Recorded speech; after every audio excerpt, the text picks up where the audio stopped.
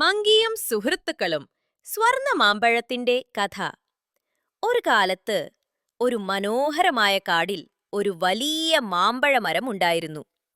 ആ മരത്തിന്റെ മുകളിൽ തിളങ്ങുന്ന ഒരു സ്വർണ മാമ്പഴം.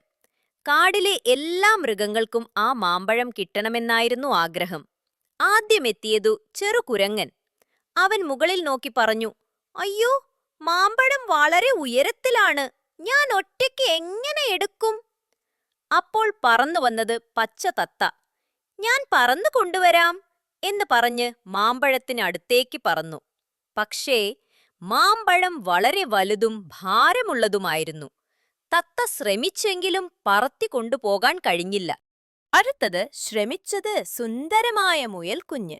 അവൻ ചാടിയും ചാടിയും നോക്കി, പക്ഷേ മരത്തിന്റെ മുകളിൽ എത്താനായില്ല. "ഹോ, എനിക്ക് സാധിക്കില്ലേ" എന്ന് വിഷമിച്ചു. അവിടെ എത്തിനിന്നു മഞ്ഞ പുള്ളികളുള്ള മാൻ. അവൻ തന്റെ നീളം കൂടിയ കാലുകളിൽ നിന്നു വലിഞ്ഞു നോക്കി, പക്ഷേ മരത്തിന്റെ മുകളിൽ അവനും എത്തിച്ചേരാനായില്ല.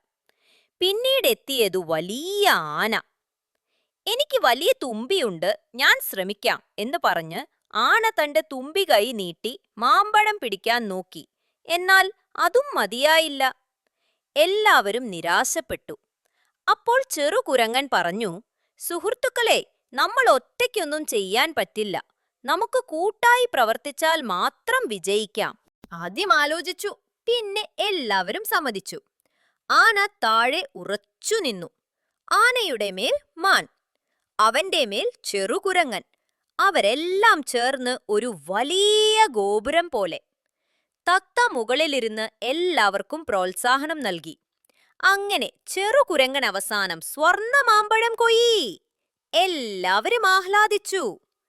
പിന്നീട് അവൻ പറഞ്ഞു, "ഈ മാമ്പഴം നമുക്കൊക്കേതാണ്.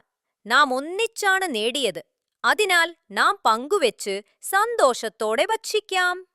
കഥയുടെ പാഠം: കൂട്ടായ്മ ഉണ്ടെങ്കിൽ ഏതു വലിയ കാര്യവും സാധ്യമാണ്. ഒരുമിച്ച് പ്രവർത്തിച്ചാൽ മാത്രം വിജയം ഉറപ്പ്.